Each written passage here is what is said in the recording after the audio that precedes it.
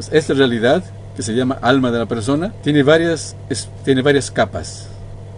Empleamos aquí también otras palabras prestadas para explicar algo, diríamos, de que no está en nuestro mundo material. Nuestros sabios han dividido en varias partes a esta alma. Tenemos lo que aquí le llama el nefesh, que es el alma animal, es el alma que está cerca, diríamos, que vive con la sangre, con el cuerpo, es el nefesh, el alma animal. Luego tenemos el ruach,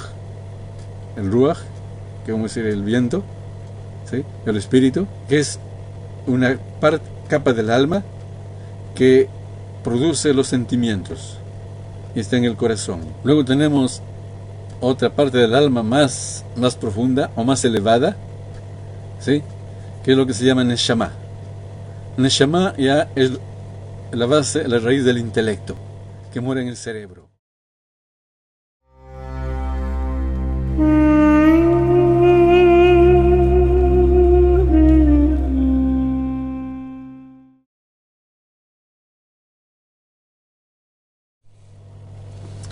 Shalom para todos ustedes. Empezamos ese estudio en esta semana en el libro de Orjot Tzedikim. Estamos en el último capítulo, que el contenido es el temor de Dios.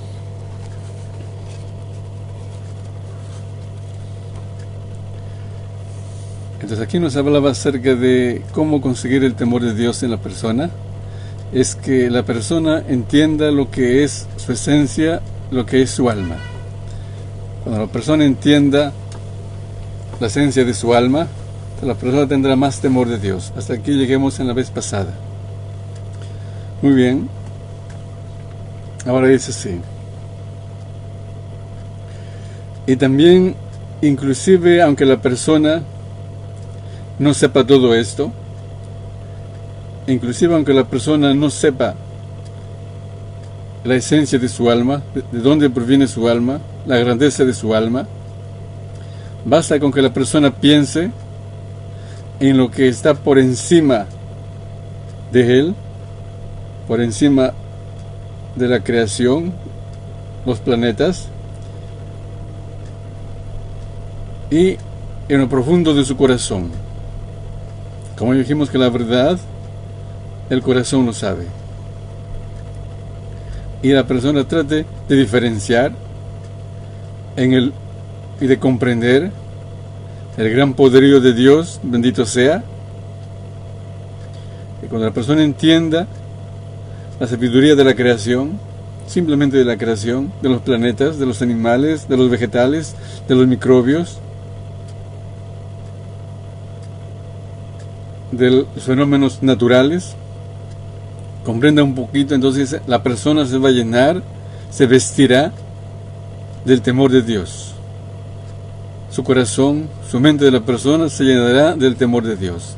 Así como está escrito en Isaías, el capítulo 40, versículo 26. Dice así. Dice, levanten a las alturas, levanten a lo alto vuestros ojos y vean quién ha creado todo esto, quién ha creado todos los planetas, quién ha creado el cosmos, aquel que saca por número al ejército de todos ellos, las estrellas, los planetas, y a todos ellos les llama por su nombre. Luego dice, por su gran fuerza y por su gran poder, ninguna persona es desatendida. Significa que a pesar de que Dios es tan grande, es tan poderoso, ninguna persona pasa desapercibida. Dios tiene en cuenta a cada persona y persona, por más pequeña que sea. Esto dice en Isaías 40, 26. Ahora el autor pasa a explicar y describir la función que tiene el pueblo de Israel, la función que tiene el pueblo judío, los descendientes de Abraham, que fue elegido por Dios, como dice ahí en Génesis, he aquí mi pacto contigo, he aquí mi pacto, tú serás padre de muchedumbre de naciones. Y nuestros sabios dijeron, de todos los pueblos de la tierra. O sea que Abraham, nuestro padre, y su descendencia fue elegido para ser el padre de todos los pueblos. Padre significa responsabilidad de enseñar y de guiar a la humanidad entera. Esto es lo que va a explicar en las siguientes explicaciones y versículos acá el autor de este libro. Dice así, hablando ahora de una persona que sea judío, que sea del pueblo de Israel. También dice el Creador, el Santo bendito sea, Él no dio permiso a ningún pueblo para contar las alabanzas de Dios, solo a Israel le dio permiso. Así como dice en Isaías 43, versículo 21. Dice así, este es el pueblo que yo he creado, que yo he hecho, que yo he formado, mi alabanza publicará. En lo que dice en Isaías, Dios, el profeta dice así, que dice Dios, este es mi pueblo que yo he formado, mi alabanza publicará. Y está escrito en Deuteronomio 7:6, que dice ahí, porque pueblo santo eres tú para el Señor tu Dios, y en ti ha elegido el Eterno tu Dios, para que le seas para Él un pueblo de tesoro, más que todos los pueblos que están en la faz de la tierra. O sea, para que le seas un pueblo especial, un pueblo de tesoro. ¿Qué significa esto? Como ya dijimos, es ser padre de la humanidad. Y otra vez recalcamos, esto no es el pueblo elegido por Dios para que esté orgulloso, porque es superior, por raza o por lo que sea, no, sino es por responsabilidad. Es la responsabilidad de enseñar y guiar a la humanidad entera, nada más. ¿Sí? Porque es sabido que muchas religiones y muchos pueblos acusan al pueblo judío, nos acusan de racismo, nos acusan de orgullo. Eso no es racismo ni orgullo, simplemente es responsabilidad. Es lo que dice acá, Dios te ha elegido, tú eres un pueblo santo, el Señor, el Eterno tu Dios, ha elegido a ti para que le seas un pueblo especial, más que todos los pueblos de la tierra. Y en Génesis dice por qué lo eligió, Abraham a sus hijos, por qué lo eligió, para que sea padre de todos los pueblos, padre de toda la humanidad. Padre en el sentido que enseña y educa y guía a la humanidad. Muy bien, continuamos, dice así el autor. Y también está escrito ahí en Deuteronomio, capítulo 26, versículo 18. Y el Señor te ha dicho hoy día que le vas a hacer para Él un pueblo especial. Otra vez nos habla de la especialidad del pueblo judío, de ser especial en la responsabilidad de enseñar, guiar y dar buen ejemplo al mundo. Nada más. Luego dice, y está escrito en Deuteronomio, capítulo 26, versículo 19, dice, y también no dio el Eterno, bendito sea Él, un corazón para que entender a ningún pueblo del mundo, sino solamente a Israel. Así como está escrito. Antes de esto, algo que no lo traduje, dice así, y también nos dio el Señor tu Dios el entender, sí, a ningún pueblo del mundo, sino a Israel, la capacidad de entender los mandamientos de Dios. Así como dice, tú has sido mostrado para que conozcas que el Eterno, Él es el Dios y no hay otro fuera de Él. Esto está en Deuteronomio 4, 35. Aquí nos viene a recalcar otra vez la importancia, la responsabilidad de Israel. O sea, si una persona es del pueblo de Israel, es judío, debe saber que está elegido no para enorgullecerse, sino para conocer a Dios. Y Dios dice, le dio esa capacidad al integrante del pueblo de Israel. Dice, hoy tú has sido mostrado para que conozcas al Eterno, que Él es el Dios y no hay otro fuera de Él. Y con esto esta persona del pueblo de Israel puede enseñar, puede guiar a la humanidad entera por este camino que Dios enseña a Israel. Y está escrito ¿Y qué nación grande hay que tenga estatutos y juicios justos, así como toda esta ley, como toda esta Torá que yo te mando hoy día? Dice así en Deuteronomio, en el capítulo 4, 8. Además es escrito también en Deuteronomio, el capítulo 10, 20, que dice así: y al Eterno tu Dios temerás y le servirás, y a él te adherirás. Adherirse, pegarse.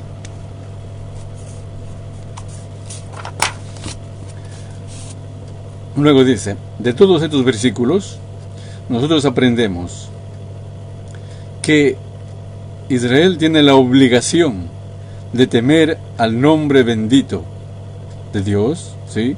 Y ocuparse y pensar en su ley, en su Torá de Dios, en su ley, y cumplir a sus mandamientos, en base al temor de Dios excelso, y ocuparse en la ley, en los mandamientos de Dios, y cumplir sus mandamientos.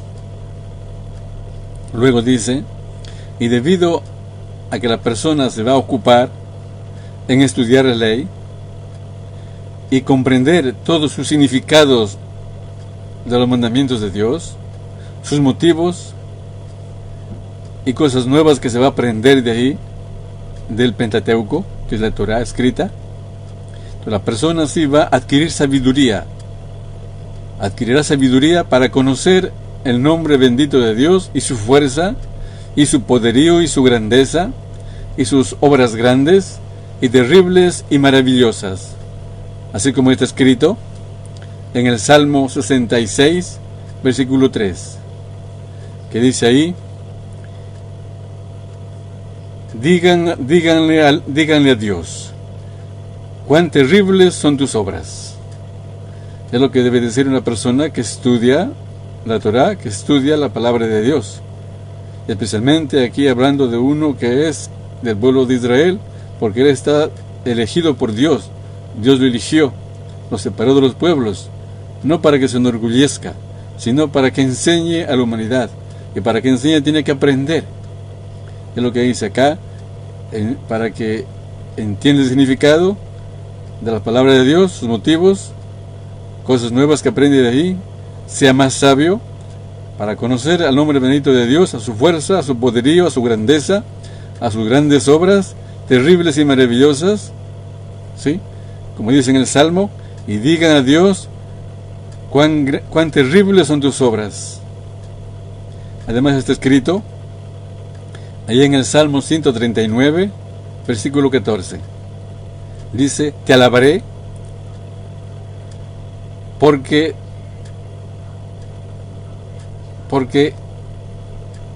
tus cosas terribles y maravillosas he comprendido de tus obras, y mi alma las conoce en gran manera.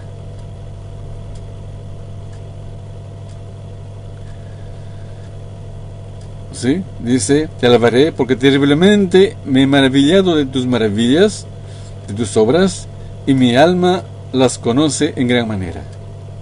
Además está escrito ahí en los Salmos, en el Salmo 34, 12, que dice así, vayan hijos y óiganme, el temor de Dios os voy a enseñar. Eso dice el salmista. O sea, que nos habla de la importancia de aprender el temor de Dios. Y aquí subraya especialmente al pueblo que ha sido escogido por Dios para ser guía de la humanidad. Y claro, también los demás pueblos, porque aquí pone énfasis al pueblo judío que Dios lo escogió para que tema a Dios, porque él debe aprender y conocer la palabra de Dios, porque él va a ser el padre de todos los pueblos, el guía, el enseñador de toda la humanidad. Muy bien, ahora pasa a otro acápite y dice así: no hay ninguna cosa en el mundo que sea comparado con el temor de Dios. Ni objetos, ni perlas, ni plata, ni oro, ni piedras preciosas, ni ningún tipo de perlas, ningún tipo de tesoros escondidos. Todos ellos son como nada frente al temor del Santo, bendito sea Él. ¿Por qué? Porque el temor de Dios, Él es el tesoro de Dios, bendito sea. O sea, es lo que Dios aprecia en la persona. Dios no aprecia en la persona que sea valeroso, que sea rico, que sea rápido, sino que tenga el temor de Dios. Lo que dice, el temor de Dios es un tesoro. Es por esto que se apresurará la persona a atesorar, a acumular en la caja fuerte de su corazón estas palabras que son el tesoro del Santo, bendito sea Él, que es el temor de Dios, ya que Dios nos creó y Dios enseña al hombre continuamente, desde siempre. Ahora dice, porque toda persona se esfuerza y se preocupa y trata de atesorar, de acumular lo bueno que hay, lo bueno y lo más que pueda. Cosas buenas que la persona pueda acumular en esta vida, acumula cosas que le parecen que son buenas. Puede ser riqueza, puede ser inclusive conocimiento, o puede ser buena conducta. Luego dice, y una persona que pueda acumular así como un rey bastantes riquezas, con seguridad lo va a hacer así, acumular todo tipo de riquezas. Entonces dice, ¿por qué? La persona entonces no va a acumular, no va a atesorar lo que es el tesoro del Rey de los Reyes, el Santo, bendito sea Él. ¿Cuál es el tesoro? Es el temor de Dios, ya que el Rey de los Reyes hace reinar a los reyes de carne y sangre.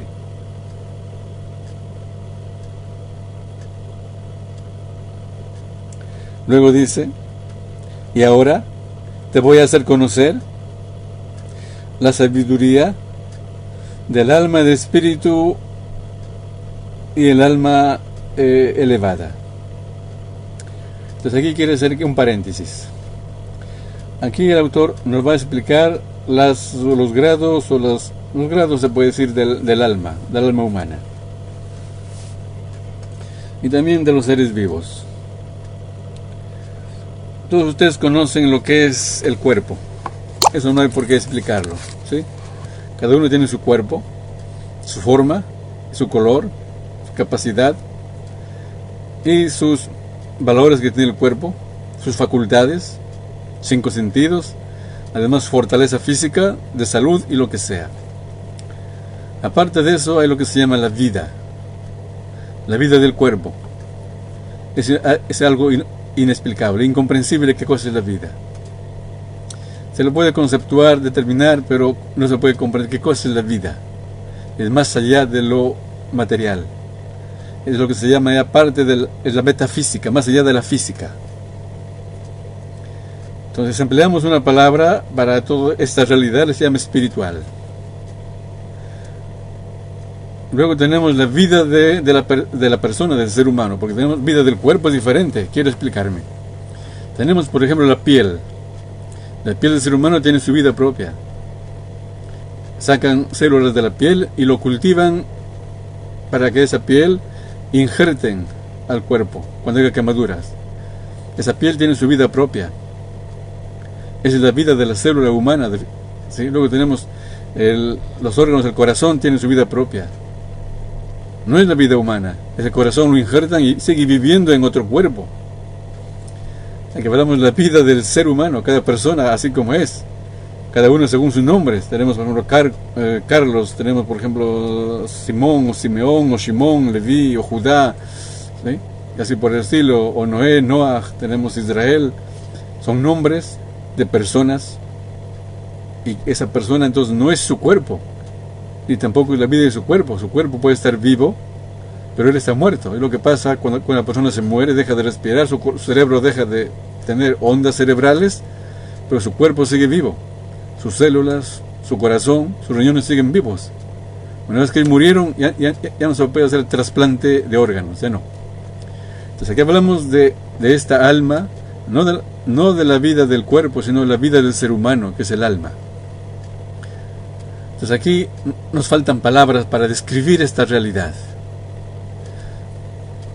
Y en castellano se emplea la palabra espíritu.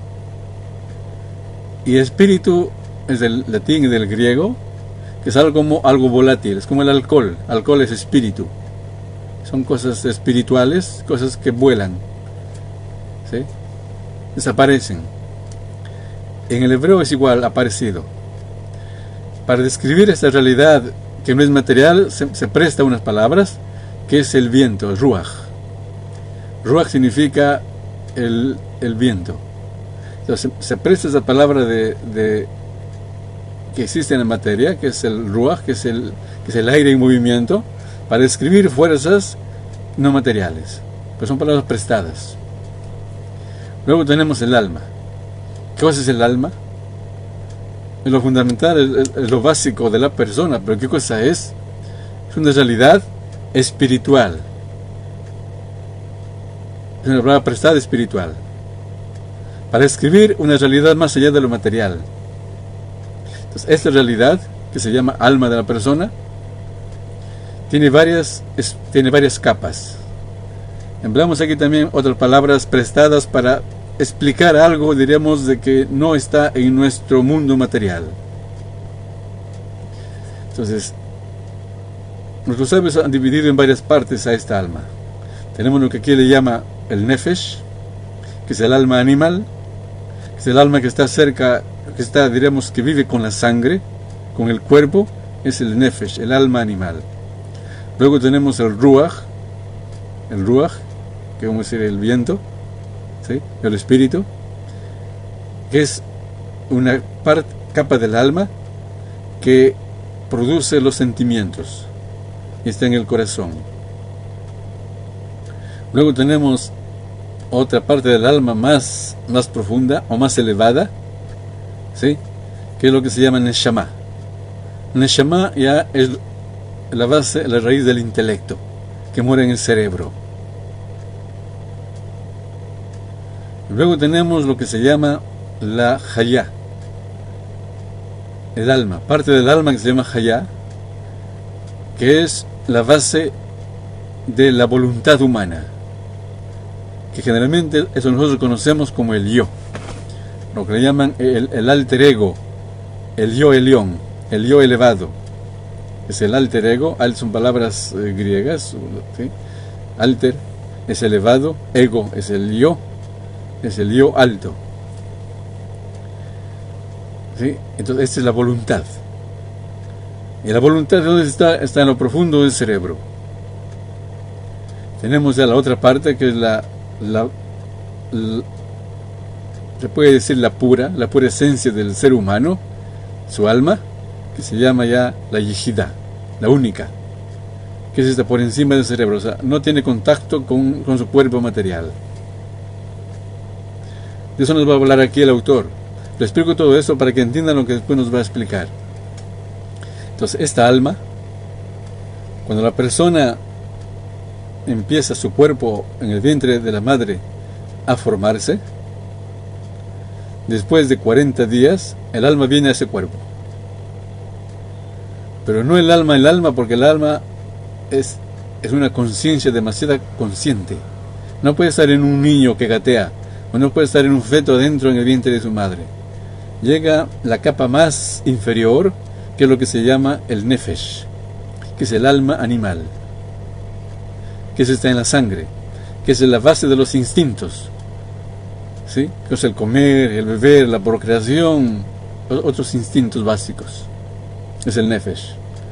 Luego, una capa más elevada de esta alma, una vez que la persona sale del vientre de su madre y empieza a desarrollarse, entra lo que se llama entra ahí lo que se llama el espíritu, el ruach, el espíritu, que es la base de los sentimientos.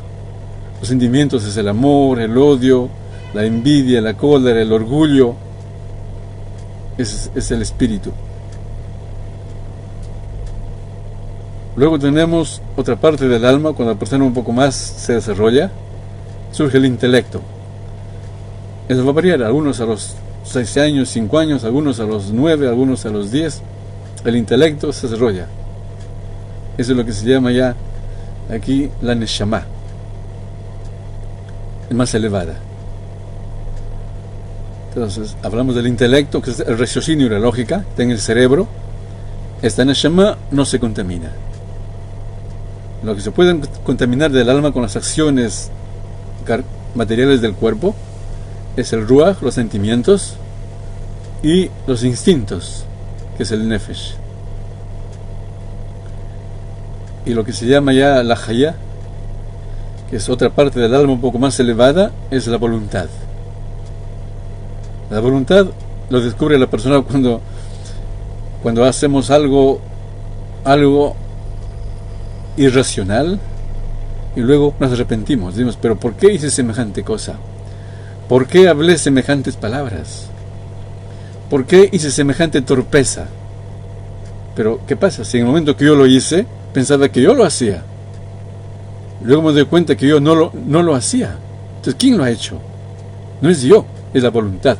La voluntad me dice, yo no estoy de acuerdo con esto. Yo no lo acepto, dice mi voluntad. Eso no es mi voluntad. Entonces, ¿quién fue? Estuvimos poseídos por el mal instinto. Estuvimos poseídos por el vicio, por el mal hábito. Y la voluntad se opone a eso. Es la voluntad. ¿Sí? Antes de esto parece que si llegamos al intelecto, luego a la voluntad. ¿Sí? Y luego hablemos del alma, parte del alma, que es el alma verdadera, que es la yejida, está por encima del cuerpo. Ahora vamos entonces a regresar aquí al libro y espero que se entienda un poco. Dice así: ahora te voy a hacer conocer la ciencia o la sabiduría del alma, o sea, de la nefesh, del alma animal, del espíritu, que es el alma, parte del alma que está en los sentimientos, y la neshama, que está en el cerebro, que es el alma que es el cerebro, que es el intelecto y el raciocinio. Hasta aquí no lo voy a explicar. Luego dice así: ¿para qué? Para que temas al santo bendito sea Él. Si comprendemos esas partes de estas almas, partes de nuestra alma, que es nuestra parte inferior, que es nuestra alma bestial, un poco más superior, que es el espíritu, que es donde están los sentimientos, y un poco más superior, que es el intelecto, comprendemos un poco, dice, nos vamos a temer al santo bendito sea Él. Luego dice, entonces dijimos que el alma animal está en la sangre, ¿sí? Acá nos dice así: el alma está en el hígado. ¿Por qué en el hígado? Porque el hígado es puro sangre, el hígado es una esponja de sangre, ¿no es cierto? Luego dice así: esta alma animal su base está en el hígado, ya que ella es la sangre, y la sangre es la nefesh, dice la Torah. En el Pentateuco dice el alma de la carne es la sangre. O sea que esta parte del alma, lo más bajo del alma, de nuestro ser espiritual, está en la sangre, y donde hay más sangre es en el hígado, que es una esponja de sangre. Y ello, o sea, es la base de los instintos. Aquí le llama de los apetitos, de las codicias, de los deseos de comer y beber, y el instinto de procrearse.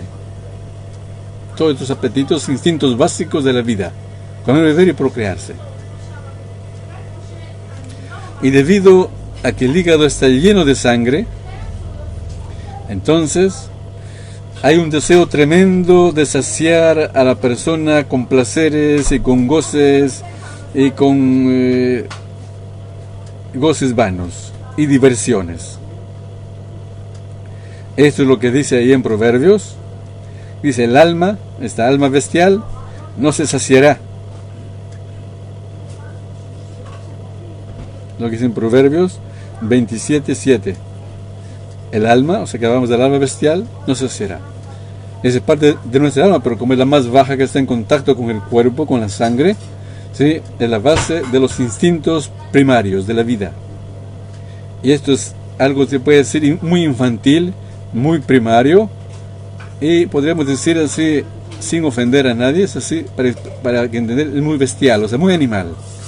Eso no es nada negativo, sino eso significa sin raciocinio. Y a veces hay una diferencia tremenda entre el animal y nosotros los seres humanos. El animal es como un robot. Estos instintos están dominados por la naturaleza que Dios ha puesto. En cambio, en nosotros los seres humanos, no hay ningún dominio, sino nosotros tenemos que dominarlo. Entonces el pobre niño, cuando yo fui niño, cuando ustedes fueron niños, estas fuerzas nos dominan totalmente. No es como el animal. El animal tiene una naturaleza automática que va frenando a sus instintos. En nosotros no hay ese freno. Nuestro intelecto tiene que frenar, con nuestra voluntad poner freno. Pero todavía somos niños, el freno todavía no existe, todavía no hay raciocinio, no hay intelecto, no hay la voluntad todavía. Entonces la persona se va hundiendo en el fango de la mala crianza, de la mala educación, de los malos hábitos. Y cuando nos damos cuenta que tenemos que cambiar, estamos ya acostumbrados mucho en la maldad. Eso no nos exime del castigo, pero diríamos cuán difícil es. Por eso que en el Génesis dice Dios ya no va a castigar otra vez, no va a destruir el mundo con agua, como el diluvio, porque el hombre es malo desde su mocedad. O sea, el mal domina al hombre desde que nace, y cuando ya el hombre quiere imponer su voluntad, ya tiene vicios, tiene malos hábitos, y le va a ser muy difícil, por eso que Dios nos comprende y dice, ya no te voy a destruir otra vez como te destruí en el diluvio. Muy bien. Luego dice entonces, esto es para entender esta parte. Hay una pregunta, un momentito, dice alguien pregunta, las personas se enferman del hígado, es algo espiritual. No siempre. Aquí tenemos lo que se llama una combinación del alma y del cuerpo. A veces provienen lo que se llama enfermedades físicas y a veces son enfermedades psicosomáticas. Eso es sabido, por ejemplo, cuando una persona está enfermo del hígado, se enoja con facilidad, se enfurece con facilidad, se encoleriza con facilidad cuando está enfermo del hígado. O al revés, cuando una persona se acostumbra a enojarse, a encolerizarse, a enfadarse, a airarse continuamente, con el tiempo el hígado se enferma. Esas son influencias en dos sentidos. El cuerpo influencia a esta alma animal, y esta alma animal influencia al cuerpo. O sea, los instintos enferman al cuerpo, igual como el espíritu, hablamos de los sentimientos enferman al cuerpo, y también el cuerpo causa que los sentimientos sean enfermizos. Entonces no se puede decir a ciencia cierta que cuando el hígado está enfermo es por el espíritu que está mal. No siempre. A veces puede ser por la comida. Si una persona, por ejemplo, come muchas grasas, come mucho chocolate, mucho café, va a enfermar al hígado si el hígado está débil. También va a depender de la propensión genética. Hay personas que en forma genética, por su naturaleza, son propensas a enfermedades del hígado. Y eso lo saben todos los especialistas en medicina natural. Inclusive los que estudian a los genes, al ADN humano, saben de que hay personas que nacen con tendencia a debilidad de corazón, con tendencia a enfermedades del hígado, con tendencia a enfermedades estomacales, con tendencia a enfermedades nerviosas, debilidad en los ojos, en los oídos, en lo que sea. Entonces, aquí no siempre va a depender del órgano mismo o del espíritu, sino también de la comida. Si una persona nace con su hígado debilitado, con un hígado propenso a infecciones e inflamaciones, la persona come mucho chocolate, muchas grasas, mucho queso y se encoleriza demasiado, su hígado después va a enfermarse. Primero se inflama, luego se enferma. Con el tiempo hay lo que se llama hígado graso, la cirrosis, y Dios nos libre, puede haber un cáncer al hígado. A veces puede ser la comida, a veces puede ser las iras, enferman mucho al hígado, o también el temor, las desesperaciones, la ansiedad también enferman al hígado. Muy bien, es un paréntesis, ¿sí?, para esta pregunta. Muy bien, ahora continuamos y dice así. Entonces, como la sangre llena el hígado, entonces el hígado está lleno de deseos, de codicia, de deseos y de placeres, para obligar a la persona a saciar esos placeres. A diferencia del animal, el hombre, su voluntad no está fuerte. Cuando es niño, empieza a gozar sin límites, en forma ilimitada. Se degenera entonces aquí su apetito, se degenera esos instintos de comer y beber y de procrearse. Luego dice, luego viene el espíritu. El espíritu está en el corazón, es el sentimiento.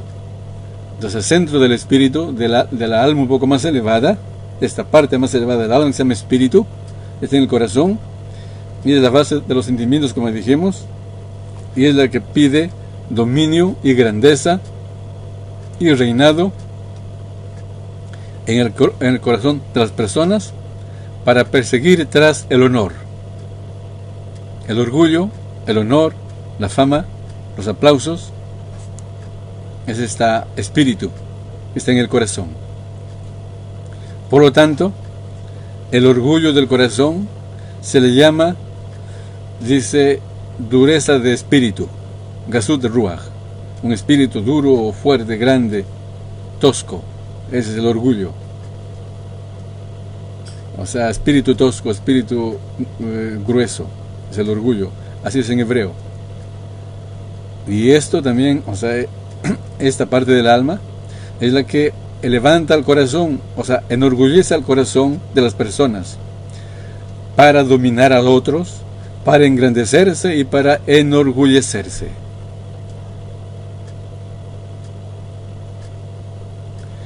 Luego nos habla del alma. Esta parte del alma humana es un poco más elevada, ¿sí? Ella es la dueña, o sea, es el centro, la base de la sabiduría, del intelecto. Y ella está asentada, su asiento es en el cerebro. En el cerebro. Y es como un rey que va a dominar a todos los ejércitos, o sea, a todos los órganos del cuerpo. Luego dice así. Entonces hablamos aquí de la sabiduría, el intelecto, el conocimiento, esta fuerza lógica, el raciocinio. Y dice, esto se aparece a la gloria del Creador, en parte. Lo que hablemos ya de lo que se llama que Dios nos creó a su imagen y semejanza. La semejanza de Dios, parte de la semejanza es el intelecto. O sea, semejanza significa parecido, no significa que somos dioses. Por ejemplo, tenemos por ejemplo, diríamos un artefacto. Decimos, este artefacto se aparece a una mano. No es que sea una mano, sino se aparece a una mano. ¿Por qué se aparece? Por el funcionamiento. Funciona como una mano.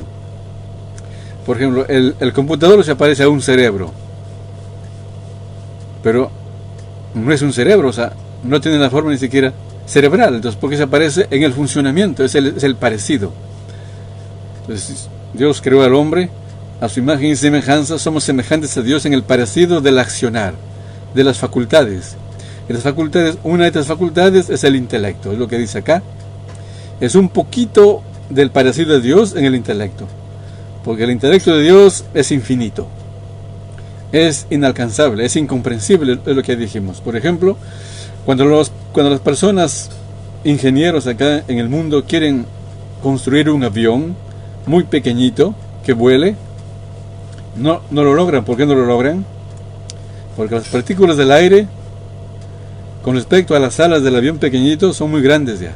Entonces este avión pequeño se cae, no puede volar. En cambio, el avión grande que lleva pasajeros humanos, sus alas son bien grandes con respecto a las partículas del aire. Pero las alas de un mosquito, ¿sí? Entonces, con respecto a las partículas, ya son también pequeñas. Entonces, no es suficiente para que el aire soporte a este mosquito. El mosquito se cae, el mosquito artificial. Y el ingeniero se admira. ¿Cómo puede ser posible que el avión pequeño que él construye no pueda volar y los mosquitos vuelen, los zancudos vuelen? Él no puede comprender. Este hombre, su inteligencia, su raciocinio, su intelecto, su creación, no puede más. Pero hay una creación más inteligente, que es el mosquito. El zancudo vuela. ¿Por qué lo creó un ser que es más inteligente que la persona, que nosotros? Entonces, ¿qué hace el ingeniero? Pone así como unas cápsulas de humo. Hay una corriente de humo. Y ahí pone al mosquito, lo pone para que vuele en el humo. Y lo fotografían, lo filman al mosquito cuando va volando dentro de la cápsula de humo. Y como hay humo, el mosquito que mueve sus alas, el humo se mueve, y después analizan lentamente cómo el mosquito mueve sus alas. ¿Para qué? Para sobreponerse al aire y poder mantenerse volando. Una vez que descubre el ingeniero esto, lo aplica a su mosco artificial que ha construido, a su avioncito, y su avión vuela. ¿Sí? Esa es la inteligencia de la persona, que es limitada. Entonces nosotros tratamos de imitar la inteligencia de Dios al crear la naturaleza, los moscos, los microbios. Es un ejemplo para entender que nuestra inteligencia se asemeja a la inteligencia de Dios, pero muy poquito, muy pequeño. La inteligencia de Dios es infinita. Entonces dice, esta base está en el cerebro, es lo que dijimos acá. Entonces, y dice, se parecen un poquito a la gloria de Dios, o sea, a la inteligencia de Dios. ¿Por qué? Porque Dios nos creó a su semejanza. Entonces, este intelecto ya, que es un poco más grande, más elevado, ya va a despreciar a los placeres de las personas, y a los placeres vanos, y a los juegos vanos. Una vez que la persona es más grande en su intelecto, es maduro, tiene por ejemplo quizá 13 años, o tiene 15 años, tiene 20, o tiene 30, 40, depende de la edad en la cual ha madurado intelectualmente, empieza a despreciar los placeres infantiles. Ya no le agrada ya mucho comer, ni mucho beber, ni mucho procrearse, ni muchos adornos, sino ahora le agrada el intelecto. El intelecto le cautiva a esta persona, porque hablamos de la parte más elevada del alma, que es ya, que está en el cerebro, ¿sí? Y que es el raciocinio y el intelecto. Entonces dice, como es más honorable, es una semejanza a Dios el intelecto, entonces va ya a despreciar los placeres vanos en comida, bebida y en otros placeres, y se dedica, entonces ahora también, y va a desarrollar el temor a Dios y el servicio a Dios, al Creador. Y empieza ya a hacer lo que se llama las cuentas. La persona ya saca cuentas. ¿Cuánto gano hoy? ¿Cuánto pierdo? ¿Cuánto ganaré mañana? Esa es la inteligencia del raciocinio. Hoy tengo placer. ¿Este placer qué me da? Hoy sufro para conseguir algo. Lo que voy a conseguir es algo duradero, es algo valioso o no. ¿Es duradero? ¿Es trascendente? ¿O es intrascendente? Surge el intelecto, surge el raciocinio. Entonces va la persona a buscar las cosas trascendentes, va a buscar entonces el temor de Dios, ¿sí? Y luego dice, y va a considerar su fin de la persona, o sea, de su cuerpo, en el tiempo que el cuerpo se acabe y desaparezca, comido por los gusanos, se vuelva polvo el cuerpo. Entonces el intelecto va a comprender entonces que hay valores eternos, que hay valores trascendentes, y la persona entonces dice, va a tratar de buscar entonces de cómo volver a purificarse, cómo volver entonces al buen camino, porque en el tiempo de la infancia, como dijimos, nos descarriamos, somos esclavos del apetito, de la comida, la bebida, y etcétera.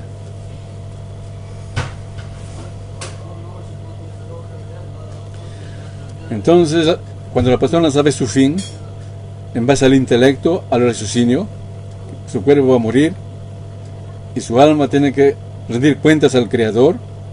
Entonces tiene que preocuparse cómo purificar su alma, cómo purificar su conducta, cómo limpiar su mal camino.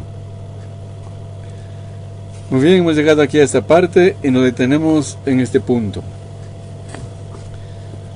Bueno, veo que no hay ninguna pregunta. Espero que haya sido comprensible. Si hay alguna pregunta pueden hacerla por WhatsApp o para la próxima oportunidad con la ayuda de Dios. Bueno, les deseo a todos ustedes que Dios les bendiga y les guarde, que tengan una buena semana. Shalom, shalom.